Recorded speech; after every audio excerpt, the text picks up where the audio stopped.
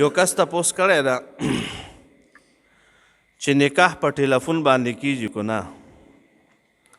نو زموږ علما کرام فرمایي چې نه، ټلیفون باندې نکاح نه کیږي.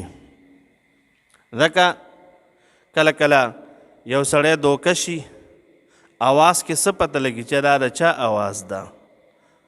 نو لہذا زموږ علما کرام فرمایي چې په ټلیفون باندې نکاح نه کیږي. او طلاق کیږي که نه؟ او طلاق کیږي. که یو سړی ده په ټلیفون باندې طلاق ووي، نو دا د ښځه په دې باندې طلاقیږي. او دا ولې؟ ځکه سړی چې راشي خامخا به مخامخ وایي که نه چې ما کړي دي. نو که ده صرف ځان سره ویلي دي بس ښځه طلاقه ده.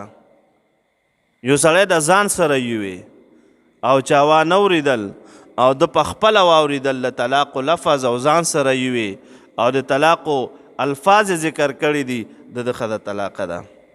نو په ټلیفون باندې طلاق کیږي او نکاح پې نه کیږي.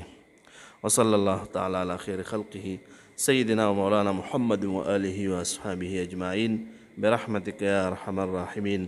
اللهم اهدنا فيمن هديت وعافنا فيمن عافيت وتولنا فيمن توليت وقنا برحمتك من شر ما قضيت فإنك تقضي ولا يقضى عليك فإنه لا يذل من واليت ولا يعز من عاديت تباركت ربنا وتعاليت نستغفرك ونتوب إليك. وصلى الله تعالى على خير خلقه سيدنا